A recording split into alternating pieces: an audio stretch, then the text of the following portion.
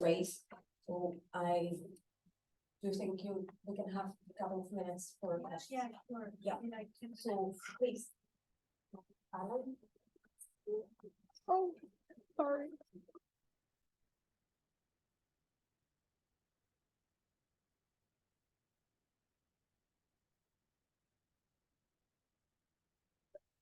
Thank you, everyone. I loved all the papers. I just wanted to say to Karina that it's so smart what you're doing there with this novel. And I just wanted to kind of think about African soldiers fighting on both sides in that war, in the Senegalese Trier. And there's a sense in which the concentration camps that both end up in are the consequences of race in very different and yet very similar ways. And I think there is some kind of study to be done about that, but also maybe linking to contemporary Scandinavian novels, in that they're talking about the interaction of the Sami in the north, and the way in which the Greater Norway idea plays into the Nazi ideas. So it's about indigenous people as well as black people. It's about ideas of home and the homeland for white Northern Europeans, and the way that clashes and interacts. But I don't know if I have a question, because it's almost like I think that the question can only really be on because it is so new, this work, and the way it did. But I don't think, I think that it's about Nazism in a big way, and about race. And someone like Paul Gilroy in his book Between the Camps started this conversation. But there is so much further to go, and so much that hasn't been done yet. And I suppose my question really would be, how do you link Senegalese? And the other thing to say is, when the Free French marched into Paris in 1945, de Gaulle demanded that the white French should march in, and the black French were totally marginalised. So much so that they had to photobomb. So literally, you can see the pictures of de Gaulle being photobombed. And I think that the only way to look at this is maybe to look at it as maybe in a binary sense of whiteness and blackness, and yet to bear in mind the awfulness of fascism and the awfulness of Nazi Germany was doing. And also then to look at black troops in Europe as well, American troops, which I've been doing in my work quite a lot. And I think the Gurner might well be a way that we can start talking about this in very much more integrated ways. So thank you for that. But that's my question about the links, really. Thank you. Yeah, thank you so much. I agree. This is all relatively new, and it's one of very few novels focusing on German colonialism. So there is not on British colonialism or French colonialism, not much on German colonialism. I actually did do some work on planetary migration in relation to France, it's the connection there is, of course, through World War I and World War II, when these colonized soldiers were actually fighting the war of, Britain and Germany, and even Gurna. I mean, Gurna does a lot with it in the novel. I have time to extrapolate. So the connection is already there, but then also the connection between colonialism and Nazism is an important one. Yesterday we were talking about the work of Carol Phillips, and he makes that connection, but in the sense in which Michael Rothberg talks about multidirectional memory, right? And actually Rothberg, of course, appropriately has a chapter on Carol Phillips's work. And the connection there is always one that I think one might productively approach through the lens of what Carolina yesterday, with her collaborator, Florence, thank you, called resonance, right? So he's not keen on making connections that disregard the specificity of each context, but there is an effect of affinities of taking a step back from the stage of history and then trying to see all of these events as connected. And then, of course, the classic connection is Zeb and Arendt, right, who established the continuum between colonialism and Nazism. And there would be a lot to say, but yeah, and in France, of course, it's outrageous. Right? I mean, everything is saying De Gaulle, and especially that De Gaulle actually spent time in Algeria, as he was trying to regroup and figure out what the future of France would be, right? And a lot of people, thinking of the larger France with the Mediterranean crossing France as, the Seine crosses Paris and so on and so forth, right? And all of those conscripts who fought, for example, Senegalese conscripts fighting in Indochina, fighting in World War I, fighting in World War II, and then getting the recognition after the Algerian War. So yeah, yes. Fighting in Burma against the Japanese. Right, yeah. Thank you.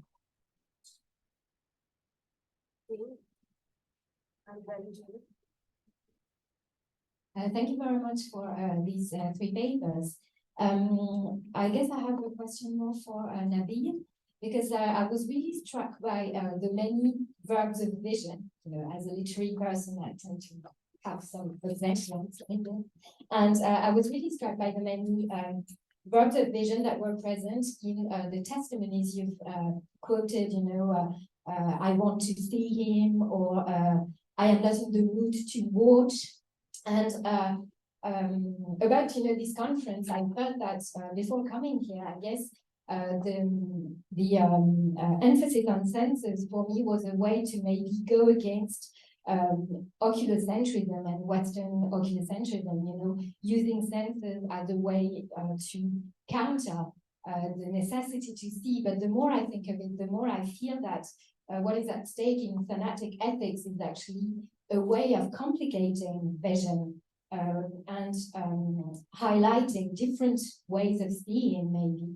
I was thinking about how there are things that cannot be seen, for instance, the submerged bodies, and we have to find ways of conjuring them up, or there are things that must be seen, photos that must be shown, that must be given visibility to, stories that must be highlighted as well, and things that people do not want to see. And here I'm thinking of what Paolo showed about, the drawings that the person makes, but that they shouldn't be too violent because people do not want to see violence. And so this takes me to my question to you. I was wondering how what you've called visionary clairvoyance fits in this picture. Could you tell us more about this, what you've called visionary clairvoyance? Thank you. Thank you so much. Visionary clairvoyance, it's juxtaposed with visuality, and it's in my work here, it's more spectral, and it transcends visuality, and it's an outlet and an alternative way to search for the dead or the missing. Since like all other legitimate ways, legal, humanitarian, are like obstructed. So going to fortune tellers to tell families where the dead is, or where the missing is, or whether they are alive or dead, or wanting to see the lost one just in a dream, is something that goes beyond our senses. It's something that's about vision. It's something about it juxtaposes the arrivant and the revenant of Derrida. It's spectral. It's something that comes from the past, or something that is anticipated into the future. So we want to see or know where the person is. So it's more about it's not like a material thing. The material is transparent in the pictures, in the visual, but here the visionary, it's immaterial, and it's something that only like families would experience or their surroundings. Just so it either has like a negative side or a positive side in this way. So they might resort to search or to look for the missing in this clandestine ways to go to the fortune tellers place, and most of the time like it ends up in scamming or in protracted waiting, and in most cases which I discovered during my fieldwork is that this kind of clairvoyance acts unwittingly as a kind of externalization of the EU's borders, because like it delays real search and rescue operation. Like the following day of not hearing about the lost one, like families would go to a fortune teller and they would tell them, wait until Friday, wait 4 months, and they would come, and they wouldn't go anywhere else, they would just stay home and wait. Where the time to conduct a humanitarian rescue operation at sea is just like done without, you see. So yeah, it's more complicated. Yes. Sorry. Yes, this reminds me of Rani, if you remember Rani from yesterday. I mean, she needed to see her 2 dead sons' bodies in order to lay them to rest, even though there was no possible. But at least she would have seen their bodies, even if she hadn't been able to bury them. So there is this. But anyway, that I wanted to bring to your attention something else, and a short story. In fact, that would respond to what Paolo was saying about being a witness to the death of a fellow migrant, and potentially coming back to it as in the form of some kind of sharing, in fact, after death. And this is exactly what the short story by Edwidge Danticat is focusing on. If you don't know it, it's called Without Inspection, and it's a wonderful, wonderful short story about an illegal, migrant crossing from Haiti into the US and not being inspected, so meaning he doesn't have the proper papers. And so some of the migrants die at sea, but some of them, are saved, and some of the saved ones actually become refuge granters. So they become helpers, and so they help in the rescue of other migrants later on. So it's a wonderful short story. I can send you an article that I wrote about that. There is a lot about textuality as well, so I would really recommend reading the short story. And thank you so much for the panel, all 3 papers. It was wonderful.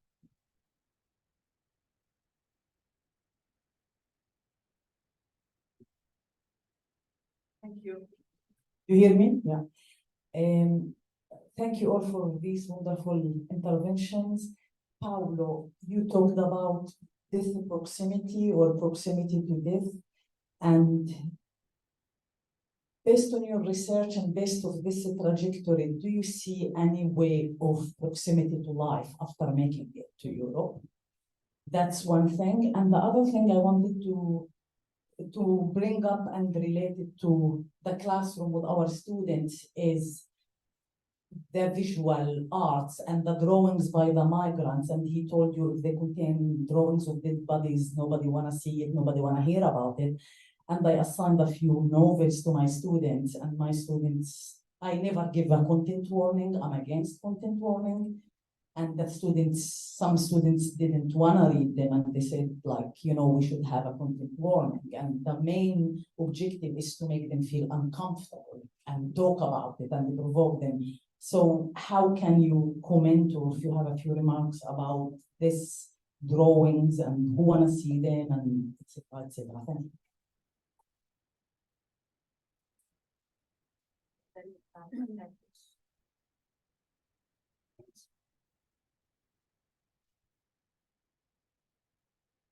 Thanks very much, Yuna, for both questions.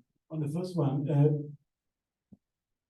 proximity to life in a minimalist sense, proximity to life is always there, because no matter how an asylum reception center may appear segregated, apart, isolated from the rest, it still has, once you know and enter it, an inner swarming life of its own. It is my belief as a sociologist, I know this is an unpopular and very questionable statement, but it is my belief that Agamben's notion of their life has made huge harm to empirical researchers, because it is a philosophical statement that does not do justice to the complexity, but also to the enthusiasm and to the passionate life that people do live even under worse circumstances. Parallel with that, I would say there is proximity to life has very much to do with the rights people get over time, but also very much with the opportunity, the interaction, the opportunity or the lack of opportunity of interaction with the labor market, with education, with the support to welfare. We can expect, I'm afraid, some degree of hostility toward refugees to persist over time, regardless of circumstances. But having said that, the existence, the depth of the lack of informal and formal sources of social support, what the migration literature has called over the last few years as arrival infrastructures, does make a difference in practice. I would very much stress this. As to the role of, well, just as a minor thing, my utmost disappointment as in giving classes last year was when I proposed my student in a course of displacement to read a book, some beautiful novel, as opposite to the usual papers, and no one chose it because they told me they were too long. So, having said this, I think that artistic expressions do have a potential of outreach that is deeper, precisely because it is stronger than academic traditional products.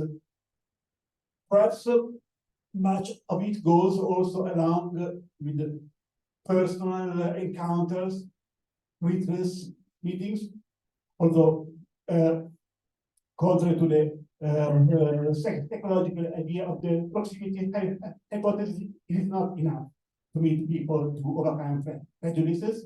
It is very easy to fall from the trap of xenophobia, the trap of compassionate humanitarianism, but still there is something important there by, I believe, combining different sources of teaching and involvement of people, including arts-based ones.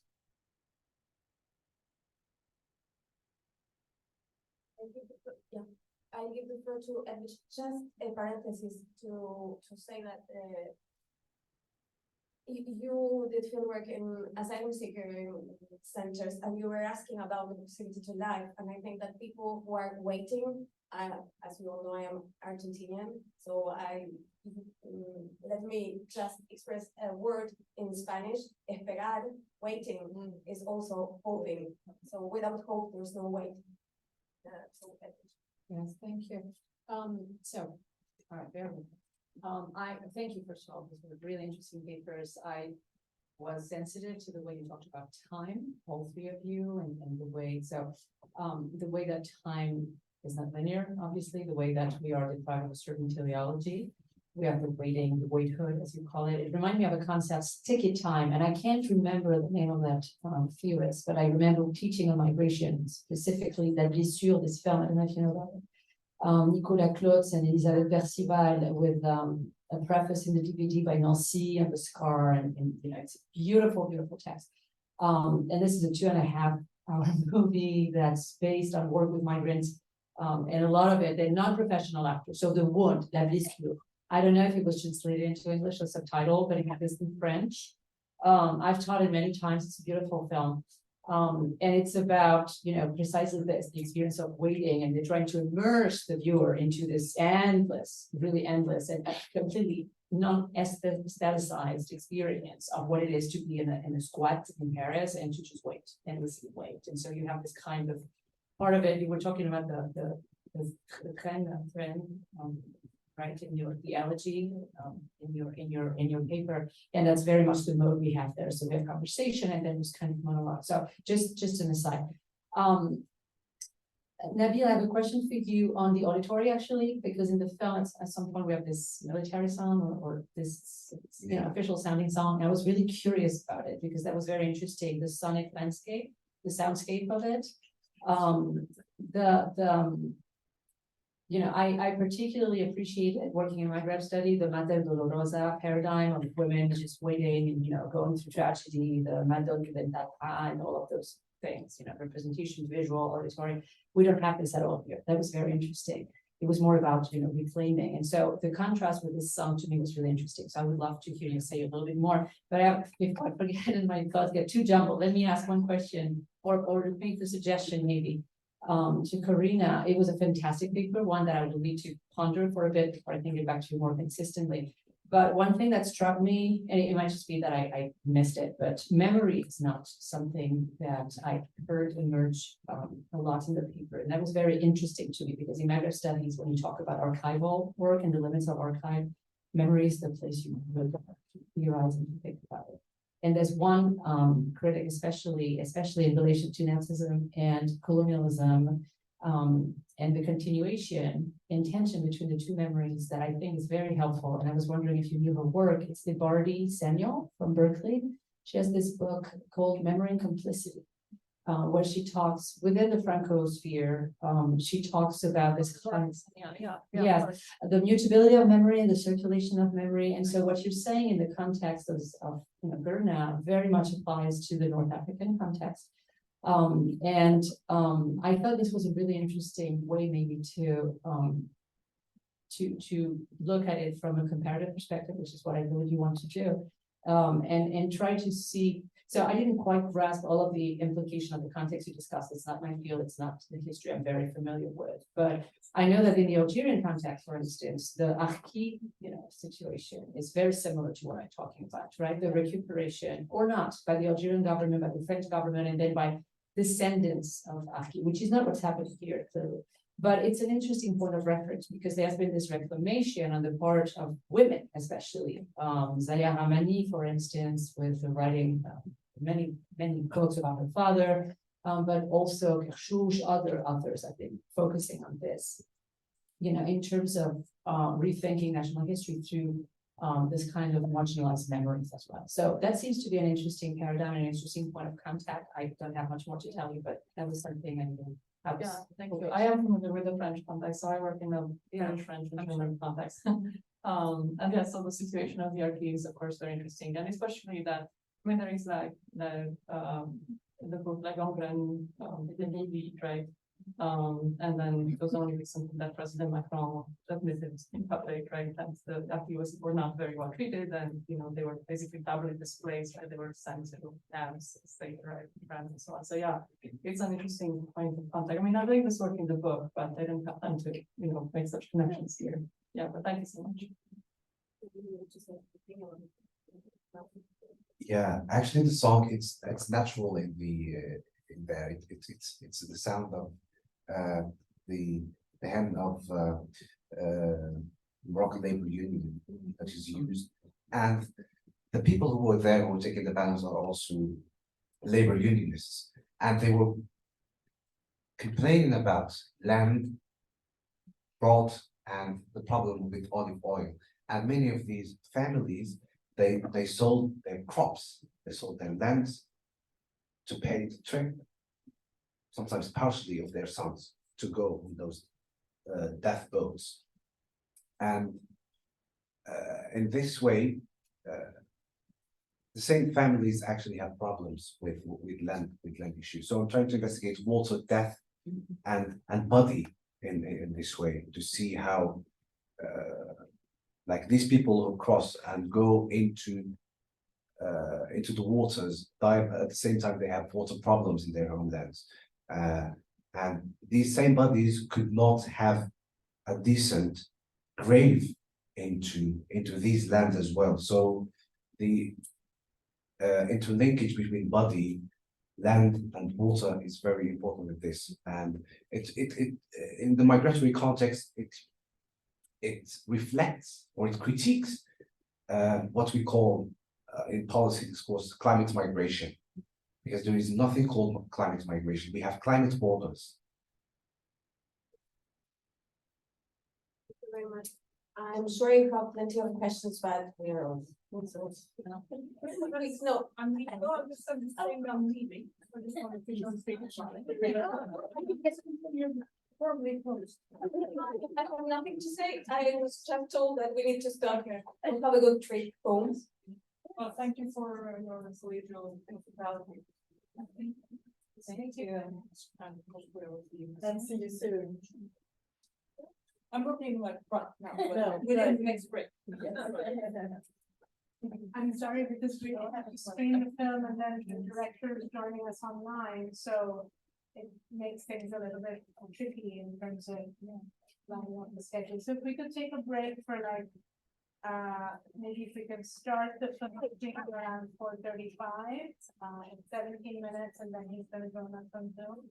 And so hopefully by 6 we can. Thank you so much. So you're just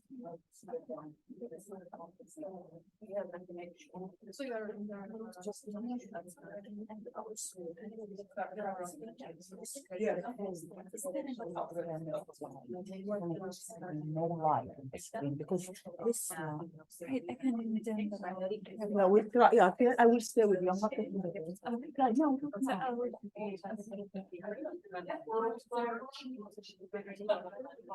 Yes.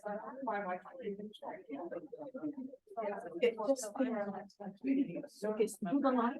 There's nobody.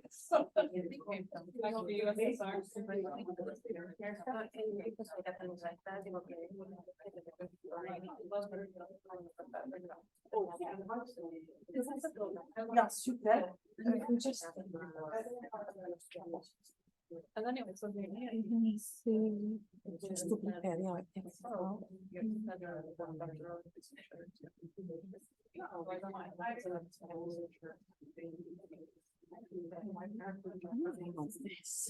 Yeah, we can do it. Put it to the side. Yeah, it's what it is. It's what it is. Just yeah, it's just to see the subtitle. Yeah, you will. Yeah, you can take it. Yeah, take it 1 minute more. Okay. Stop. Yeah, there is subtitle. All right. Super. Yeah. Just that back. Yes. Yeah, close. No, that's it. You know, put it on. All right. Yes, that's fine. Yeah.